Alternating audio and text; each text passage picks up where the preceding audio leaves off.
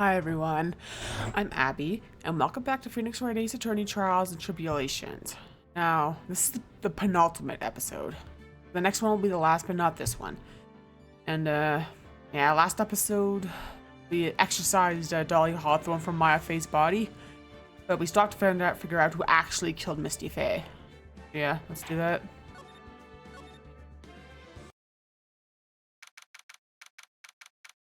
Long trial, isn't it?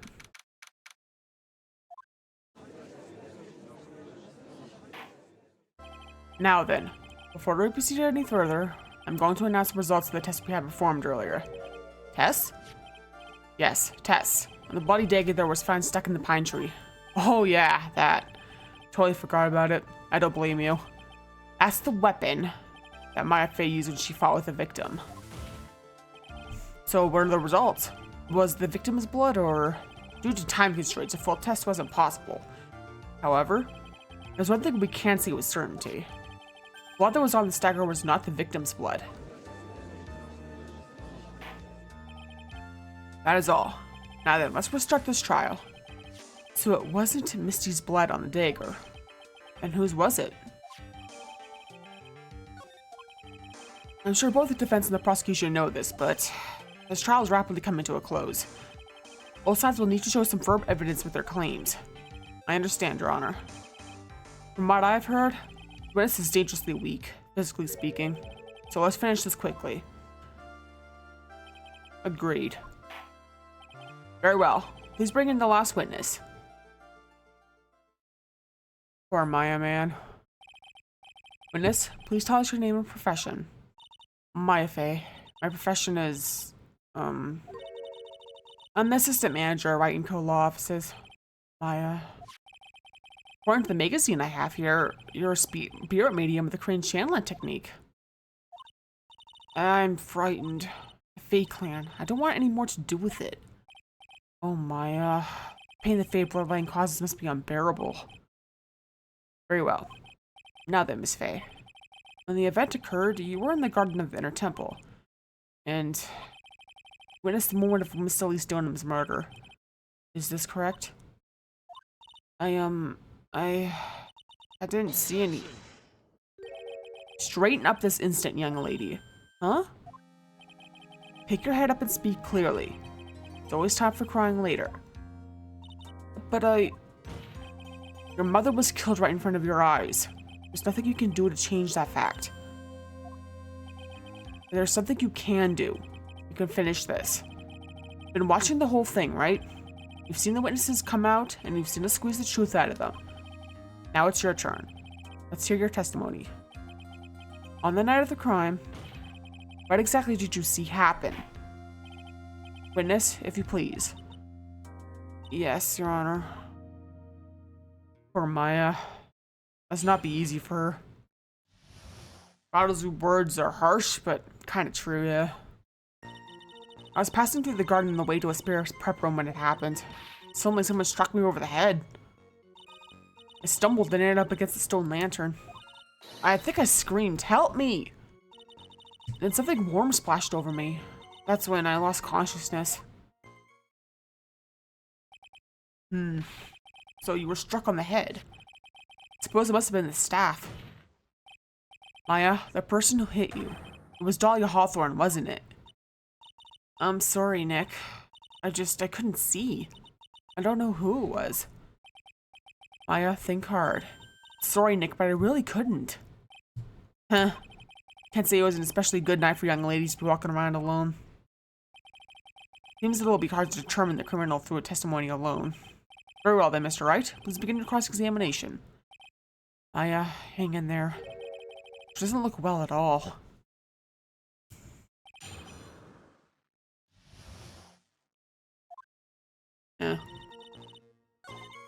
Maya's been through a lot, hasn't she? You think you screamed, but you're not sure? Well, listen, I was a complete wreck. It was dark and I couldn't see my attacker. Was it a man, a woman, an adult, a child? I had no idea. I was scared out of my wits. Believe me, my dear, I'm certain I would have spoiled my robes. I thought this person might attack me, so I... Anyway, I'm pretty sure I screamed. I thought that was my last hope. Wow, it sounds like poor little Maya really was out of her mind. But I wonder what she meant by last hope. What do? Do I press her for more details?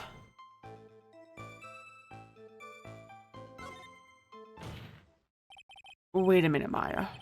What's this my last hope stuff? What? What do you mean by your last hope? No. That's not what you said. You said my last hope. Huh? What? I said what? Oh, look, you were facing an attack that you couldn't see and you screamed, right? You screamed, "Help me." Yeah. But you testified that you screamed that because you thought it was your last hope. Oh, well, you know, that's like, what do you call when that happens? I was not doing so well up there. Oh, yeah, oh, that's right. I remember now. I was facing my attacker, but that's not who I was screaming at. What did you just say? Yeah, that's right. It was the person behind my attacker that I was yelling at. That's who I was screaming to for help. Ah! What is it now? I messed up. I didn't mean to let that slip out. Huh? A witness? Are you absolutely sure what you're saying? Behind the attacker, there was another person? I am. Well, I meant to keep that part a secret. What have I done? Takes a ton of pressure to make a diamond. That's what I always say. A ton of pressure? You're in a court of law here. You can't make things up or try to hide things in this chamber. Witness, the information you just presented is vital to the case. I want you to add it to your testimony. I could see a man by my attacker by the light of the stone lantern.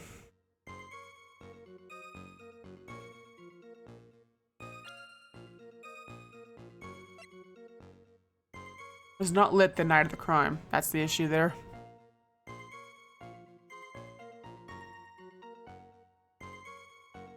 Objection! So there was a man standing behind your attacker. Yeah. That man. He's the killer. He stabbed her from behind. He's the one who killed Elise Donham, otherwise known as Misty Faye, your mother. The killer?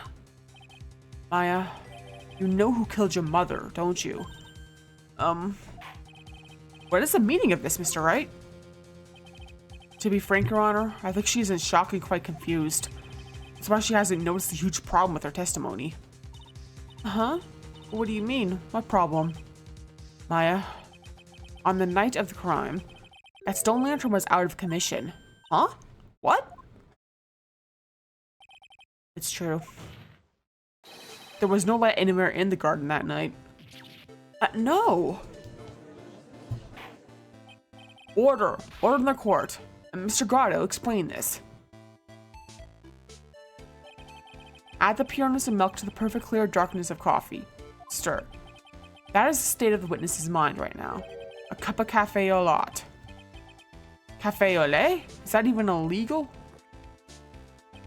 Mr. Tright's words are the milk and you are the spoon. Your Honor. I'm a spoon? I'm no spoony bird, I'll have you know. You must have noticed it too, Trite. This witness's mental state is highly unstable right now. It's not hard to understand why she would make a little mistake like that. Sorry, but that's not going to cut it. What did you say? If there truly was no light in the garden, then there's a fatal contradiction in the witness's last bit of testimony. Nick, may I recall the witness's statement about her attacker? She said that she didn't know if it was a man or a woman, an adult or a child. And yet, the witness could describe a person that was standing behind her attacker, and she quite clearly described him as a man.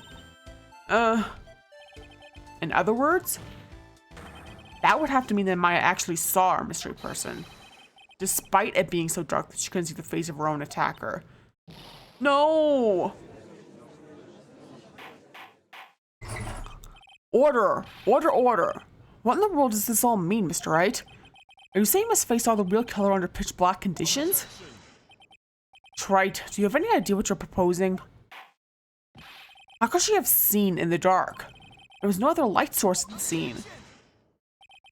There are some things you can only see in the dark, Mr. Grotto. Maya, you did see who the killer was in the dark. And now, you're trying to cover for him. Cover? for the man that killed your mother? There's only one conclusion I could draw from this. You know who this man is. Please, Nick. I don't know anything. Please, I'm begging you. Huh. You talk a good game, Wright. Let's see if you can walk the walk. It was pitch black, so what could the witness see? I'm calling your bluff. No, Nick, don't. Please stop. Maya is dead set on protecting this guy. The man who murdered Maya's long-lost mother. But I can't let him get away with it. I'm a lawyer, an officer of the court, here to find the truth. Alright, Mr. Wright. Time to show us what you've got. Who was this person you see him his face saw in the darkness?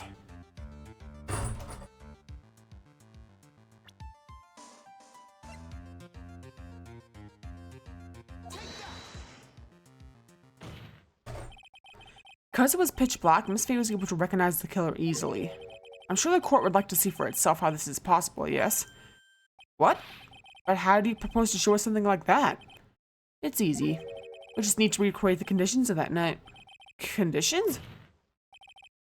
Your Honor, this defense officially requests that all the lights in this courtroom be turned off.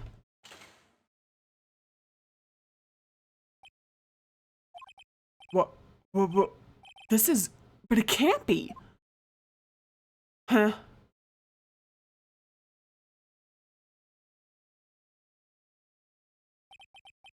That was a nice bit of deduction.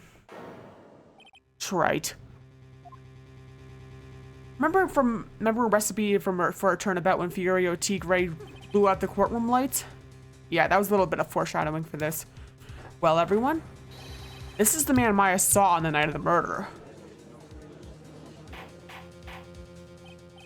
Order! Order! Order! Prosecutor Gatto, what's the meaning of this?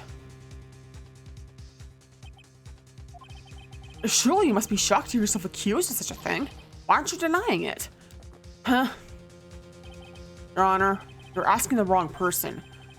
What do you mean by that? If you've got a question, ask the witness. It's one of my rules. Well, Maya, how about it? What you saw that night? Was the 3 glowing red lights? Well, witness, answer the question. You're wrong. I never saw that. Maya. I thought the person that stabbed my mother was a man, for a totally different reason. What?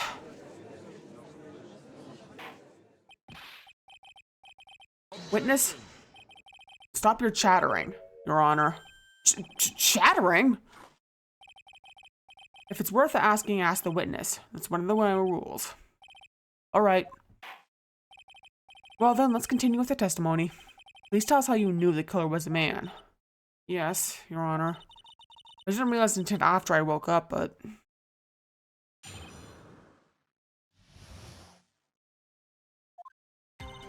When I came to, I was just lying there on the training hall floor. By the time I got back to the garden, the place had totally changed. Torches were lit, and the body was gone. And all the snow around the stone lantern had been carefully cleaned up too. Since the person did all that work alone, just assumed it was a man. So it was after the crime took place the witness came to think the killer was a man. Yes, that's right. I'm sorry, Your Honor, No need to apologize. As Mr. Gardo said, you're utterly exhausted. It's only natural that you'll be a little confused. Also, if you consider the situation you described, it doesn't seem too much of a stretch to assume the culprit was a man. Mr. Wright, proceed with your cross-examination.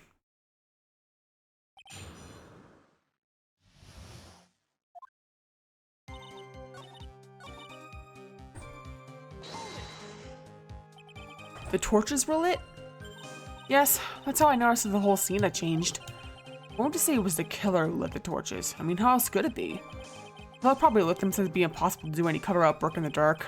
However, if that's true, there's one thing that still bothers me. Why did the killer go to the effort of moving the body? That's true. It's hard to see how that would be of any advantage to the killer. The only one who would gain anything from that would be the only person that was at the inner temple, Maya. Very well, let me hear some more about the condition of the crime scene.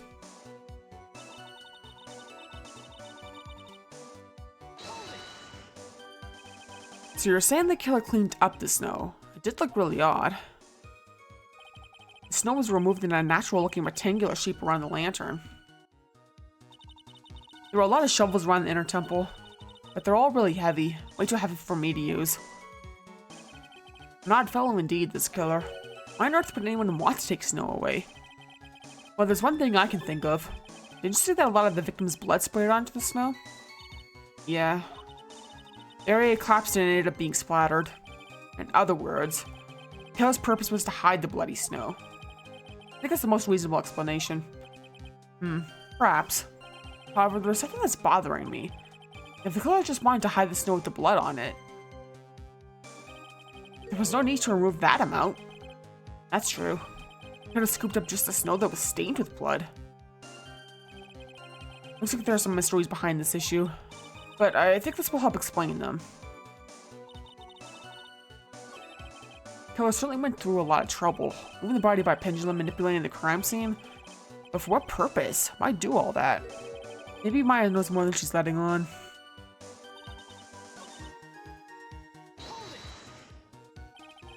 Naturally, the killer must have done it, right? Yes, I think so. But why would the killer tamper with the crime scene like that?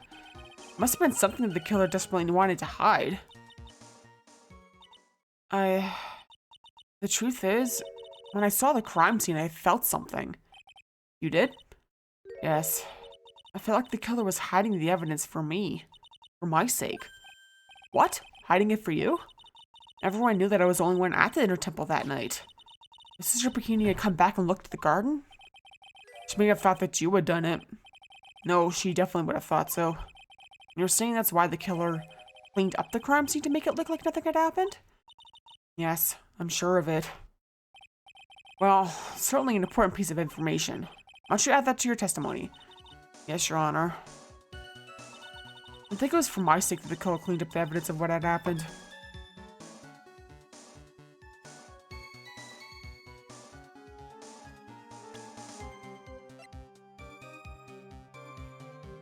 There's just one issue with that. Where Maya is still on there.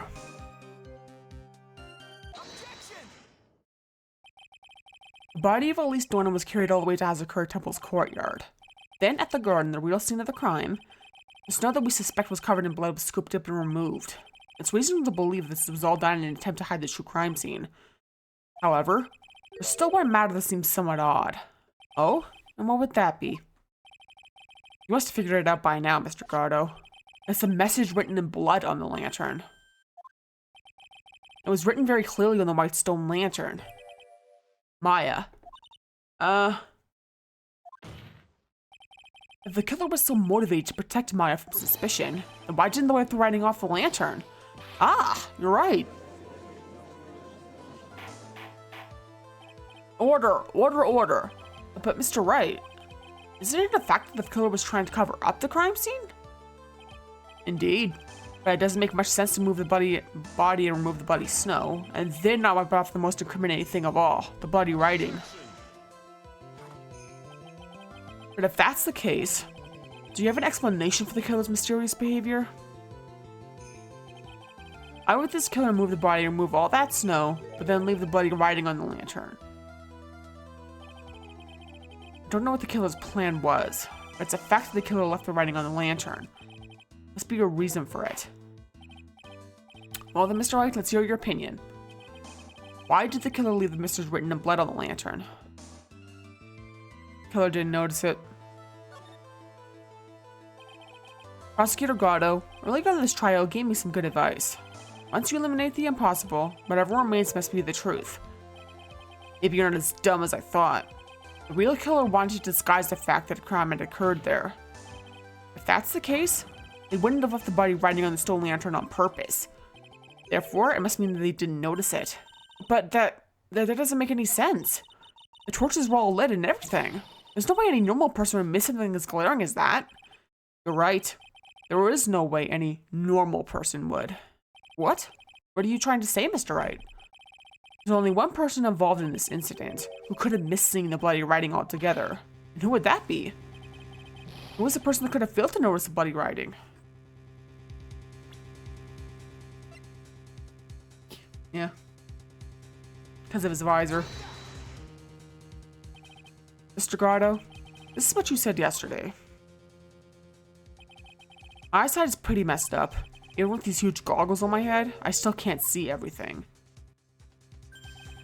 You can't see everything? Is that correct, Mr. Gardo? This lantern was submitted as evidence today. I would like the court to think back to the moment it was first presented. This lantern? There's something written on it. Why, it's written in blood. Nonsense. This lantern, it's as clean as a whistle. Mr. Gardo, just admit it. There are certain colors you can't see, correct? You can't see red on a white background, can you? That's right. We went through this once before, during the poisoning case at Tribulations. This is the apron the delightful Miss Bird was wearing at the time. It somehow spilled coffee on. There's something still bothering him, Mr. Gardo. Why have you not explained the bloodstain to the court? Bloodstain? What bloodstain would that be? Don't play games, prosecutor. The blood-colored stain smeared all over the apron. That's ridiculous. No one told me anything about a bloodstain. You could see the coffee on the white apron, but you couldn't see the ketchup, because it was red. Huh. Strange. In a black and white photo, these letters would have appeared black to me. I wonder, why am I the only one that can't see them? So then, Mr. Gardo, are you admitting it? Are you admitting that you can't see the red writing on the lantern? Hey, Gramps. Didn't you know? That's the reason why I don't drink red tea. I wasn't sure about it until now, but I just can't believe it. Prosecutor Gardo was a murderer. But there's no going back now. I finally figured out the truth. Mr. Gardo, the defense at this time formally accuses you. You are the murderer of Miss Elise Donham, also known as Miss Misty Fey. It's hard to believe this may be true. However, once again, Mr. Wright has brought up a disquieting fact about you. Just make sure you don't fill the indictment on red ink, Gramps. Come on, how does a little graffiti make me into the killer? Besides, it's not like it's my name that's written there. I'm certain that the killer wasn't able to see the color red. This is rich. Do go on, Trite. The answer is right there at the crime scene. In the snow. Snow? How so? Well, for example, why did the killer move all that snow? Your Honor, you said it yourself. If he wanted to hide the bloody snow, why not take out just that area? Yes, why didn't he just take that area? Ah! Could it be? Yes. The killer couldn't see the red blood that had seeped into the snow. And so, he had to remove all the snow. He couldn't be sure where the blood had landed, so he removed the whole area. Isn't it more likely that the killer couldn't see the blood because it was dark? Not a chance. The torches were all lit. He would have been able to see just fine. Seems. And once again, this trial has taken an unexpected turn, to say the least. Can you explain this, Mr. Gardo?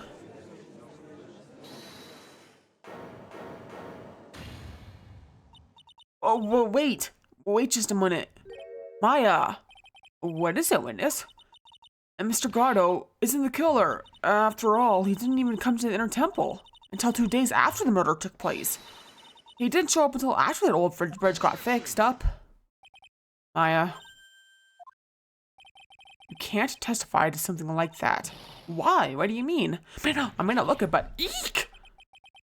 After the murder happened, you didn't even exist. She didn't. I'm afraid I don't follow. Are you senile, old man? We established this just a little while ago. After the murder, this witness was unconscious for a long time. Because she was channeling Dahlia Hawthorne. Oh, that's right. Please, Your Honor, let me add to my testimony. Nick, please listen to me. Maya, do you plan to cover for Gardo no matter what the cost? If that's the case, then I've got no choice. Your Honor, let's hear her testimony. It means we're going to hear the whole truth. I say we should not silence her. Heh. Nicely done, Wright. Very well, let's hear the witness's testimony. Please tell us what happened in the inner temple after the murder. Yes, sir. After I woke up, I began channeling. My spirit left me, as it were. But little Pearlie was there at the inner temple, too.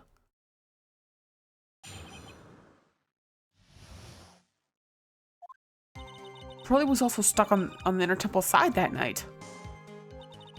The next morning, she looked around, but couldn't find anyone. The next day, when the bridge was finally fixed, she was in the spare prep room. So Mr. Gatto arrived at the inner temple for the first time. He found Pearlie first, and shared her right up. Who is this Pearlie? That's my little cousin, Pearl Faye. So when did you hear about this? Oh, just a while ago, when I was in the medical office. I'm terribly sorry, but what you heard from someone else is simply not admissible as testimony. What? Come on.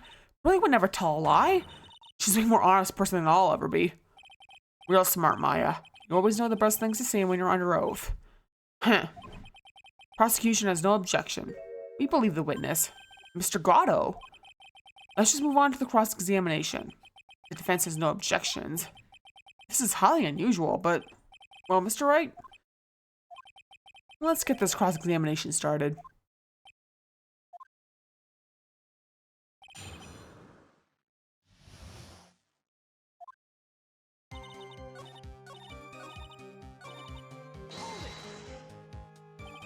He cheered her up? That's what Pearlie said. She said he was a very nice old gentleman. Think you look after my cousin, Mr. Gatto? And here I was thinking you were nothing more than a coffee addict. Huh. Cut it out. You're making me blush. This guy is really beginning to get on my nerves in more ways than one. The truth isn't that there are many places to look on the inner temple side. This men were all busy going over the garden with the fine-tooth combs. So I decided to carry out an investigation in my own way, Gatto style. I'm the same way. I like to hand down verdicts in my own way, judge style. Maybe we should ask some questions, Phoenix style. You said that you conducted an investigation of your own. Did you find anything? It looks like my investigation went about as well as yours, Wright. After all, I did miss the bloody writing on the lantern. Well, I didn't miss it. Speak for yourself, Goggles. The only odd thing I discovered was the beauty in the training hall. Beauty? Misty Faye, naturally. Five understanding Japanese guards surrounded by the hue and aroma of Western tastes. Western tastes? Can you find a stranger way to describe gravy? So from there you head for the prep room? Wait a sec. What did Gatto say just now? I think I just found his proverbial weak spot. Only one thing of any importance here. Where was Gatto when the murder was taking place? Must have already been at the inner temple when it happened. Otherwise, he couldn't have killed Elise Stoneham.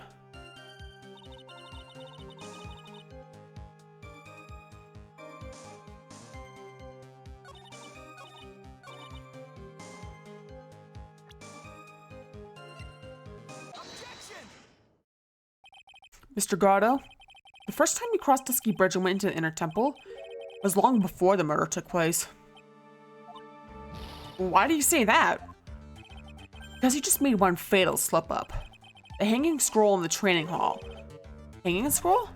But Mr. Gatto is right. The scroll shows a picture of my mother. Maya, I know you know who it is, but here's something you didn't know. By the time the bridge had been repaired, 2 days after the murder, the hanging scroll in the training hall looked like this. What's that wonderfully delicious smell? The morning after the crime, someone covered it with gravy. Gravy? Well, why gravy, Nick?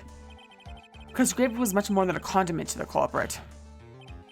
Well, Mr. Gatto, if you really hadn't seen the hanging scroll until after the murder, you wouldn't have had any way of knowing that it was Misty Faye. Wait a minute, Nick. Yes? Take another look at the hanging scroll. Look, at the top. There's a crest there. Ah, that. It's the mark of the master, correct? Exactly. So if you know the meaning of the mark, then you could guess there was a picture of Mr. Faye in there. True, but Mr. Gatto described what was underneath like this. Clad in her stunning Japanese garb surrounded by the human aroma of Western tastes. Oh. Yes, it's possible that he knew what the crest meant. However, he couldn't have known that she was wearing Japanese clothing. Mr. Gatto, on the day of the murder, you were hiding at the inner temple long before the crime took place.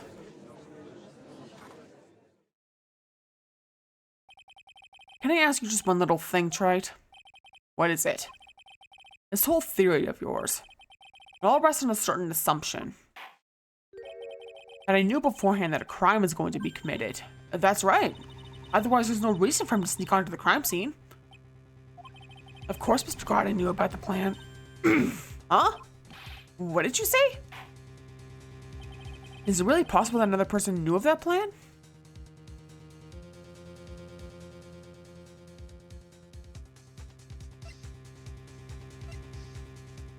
Opened once before, yeah.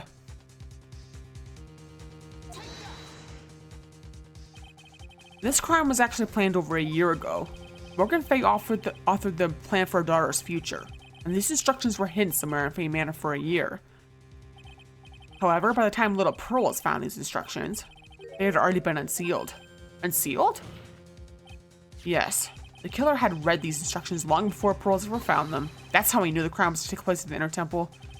And you still insist that this crafty killer is me? You bet I do. But you just said that the instructions were hidden. That's right. Mr. Grotto couldn't have known where the instructions were hidden. If he really wanted to know, he had one great chance to find out. Yes, and when was that? During a visit. A visit? Morgan Fay told her daughter, Pearl, but where the instructions were hidden. During one of her visits to the detention center. That would be the only time for someone to have learned where they were hidden. Eavesdropping on a visit at the detention center? Yes, it could be arranged if you were someone with easy access in and out of there.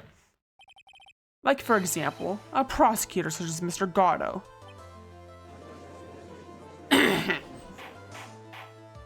Order! Order! Order! Mr. Grotto, you're under fire again. This murder could not have been carried out without prior knowledge. And you? You were the only one that could have acquired this information before the murder.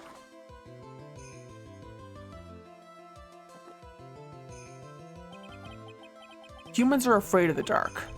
And yet, at the same time, we're fascinated and bewitched by it. Maybe that's why humans drink the darkness that is coffee. Sorry for always asking, but what does that mean? It means there's a reason for everything. According to your theory, the killer in this case eavesdropped on a conversation during a jail visit where he learned about a hidden plan for a crime. After discovering the plans, he hid it in a temple and waited for the crime to occur. Then he ultimately took a person's life. And he did all of that just to protect this witness. That's right.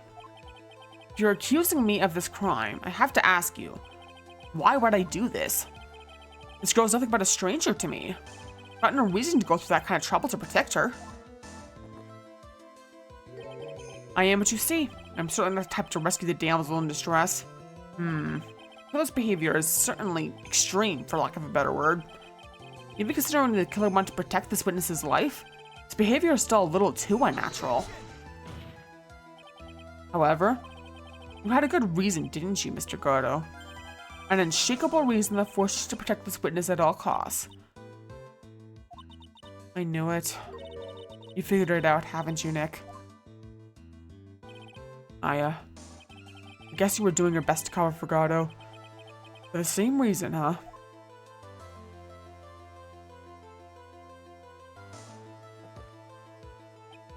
Okay, Trite. I'm all ears. Let's hear it. It's very simple. My Fay is a lot more than just a stranger to you. What's this? There's one person who lies at the very center of this whole story. One person that ties you and my Fay together inextricably.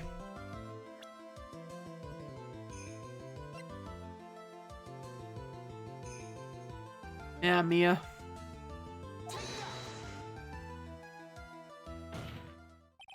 There's a very good reason why Mia Fay's life is so precious to you.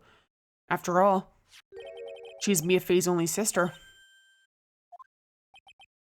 Mia Fay. You once worked alongside her. That was when you were a defense attorney. Wait a second here. Mr. Grotto is a defense attorney? With your honest, piercing intellect, you must have figured it out by now. The real name of this man who calls himself Grotto. His real name is Diego Armando. Isn't that right?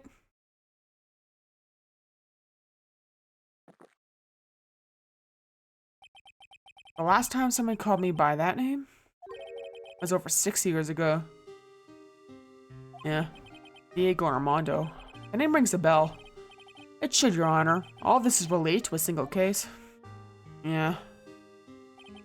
A case in which a convict named Terry Falls killed himself. Mia Faye's first time in court. Tragedy got come with a deep wound in her heart. She knew that behind it all was a heartless, scheming demoness in disguise. But in the end, Mia couldn't tear off that disguise. However, there was one man who reached out to help her. Diego Armando, a senior defense attorney at the office where Mia worked. It's my fault. It's all my fault that Mr. Falls killed himself. Mia, you can't cry yet.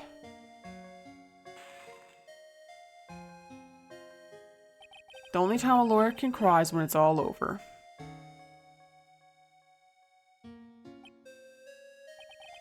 I was moved by her. The way she put all her faith in her clients, that pure sweetheart of hers. That's why I could never forgive Dahlia Hawthorne. Me and I thoroughly investigated that fake kidnapping incident. Then one fateful day, Dahlia wanted to meet with me. It had been 6 months since the trial. We met in the courthouse cafeteria. Ah, I just remembered. 6 years ago, right here in this courthouse. You're poisoned. Even I didn't see it coming. Dahlia Hawthorne slipped some poison into my coffee. Some newspapers at the time called it a murder. Very little information about the case was released to the press. But you weren't dead at all. No official reports ever actually called it a murder. I was just in a deep, deep coma. I see. My body shut down and my life became nothing but a long, deep sleep. The woman's poison did a real number on my central nervous system. I lost my sight, and all my hair turned white due to the damage it caused. It's terrible. Apparently it was a miracle that I ever regained consciousness. 5 years had passed since I drank that poisoned brew. Then one morning, my eyes flew open, from the smell of a doctor's cup of coffee. 5 years? We're asleep for 5 years? And worst possible news was waiting for me. Mia Faye was dead. From the very moment I opened my eyes, I had already lost everything I thought I had. The woman I loved had been murdered. And the woman I loathed had been sentenced to death. The woman you loathed? The woman who had spiked my scalding hot coffee. Dahlia Hawthorne. Heh. Good old Mia. She didn't let me down. She got her revenge before she checked out. In the end, there wasn't anyone waiting for me when I woke up. That's so sad.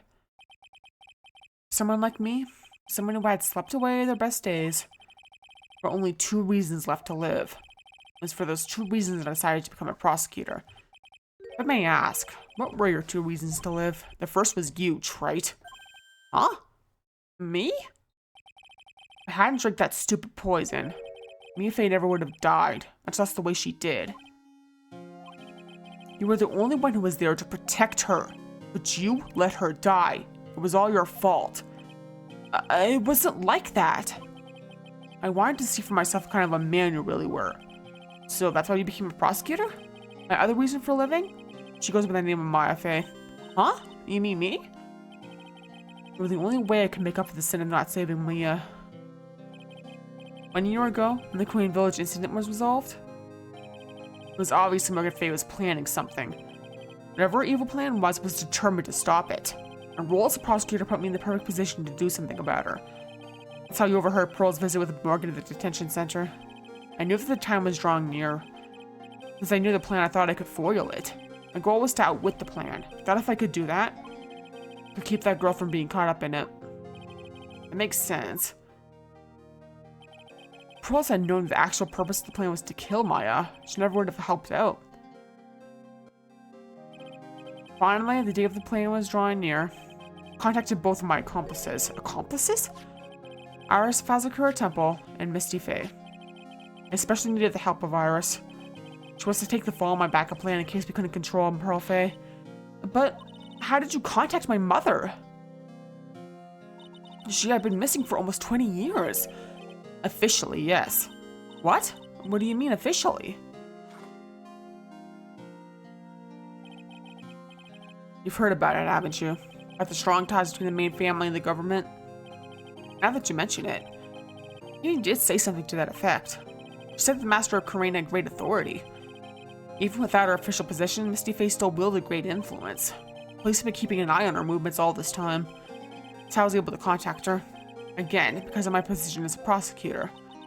So my mother was cooperating with you? Don't ever forget. No matter how far away from you she was, she never stopped thinking about you. She was always... That's why I knew she would do anything to protect you. Want to know how strong her resolve to protect you was? Look at her staff. Her staff? The one with the sword in it? The day the plan was to be carried out arrived soon enough. We met for the first time at Hazakura Temple. That's when your mother showed me her special staff. I realized it then, just how far she was willing to go. She was ready to use that sword to protect you from Morgan Fay, if necessary. Yes, even if it meant paying the ultimate price. Mother... That night, the night of the crime, there was just one way to stop Morgan's evil plan. You mean pearls, don't you? You had to make sure she didn't channel Dahlia Hawthorne. Well, Pearl, what are you going to do tonight? Well, if you'd like, you can come to my room. Perhaps we can read some books together. We thought we could prevent her from playing her part in Morgan's plan, but she never showed up. She was worried and followed me to the inner temple. That was the thing we were most afraid of. And that's why Misty Fay had to do the channeling herself. She channeled Dahlia Hawthorne into her own body. What? What do you mean? She channeled the spirit first. The pearls wouldn't be able to do it herself. As Master of Karine, Misty Fay's power was supreme. So that's how it went down. She channeled Dahlia Hawthorne so that Pearl Fay wouldn't be able to.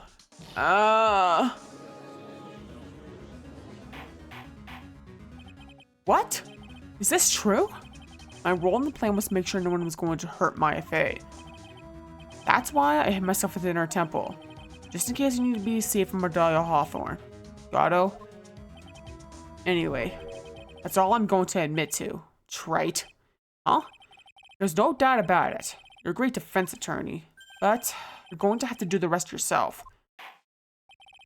Background leading up to this incident has been laid bare. There's just one question remaining, Mr. Wright. Who killed the victim? Only two possible suspects right now. IFA, and I'm sad to say, you, Mr. Grotto.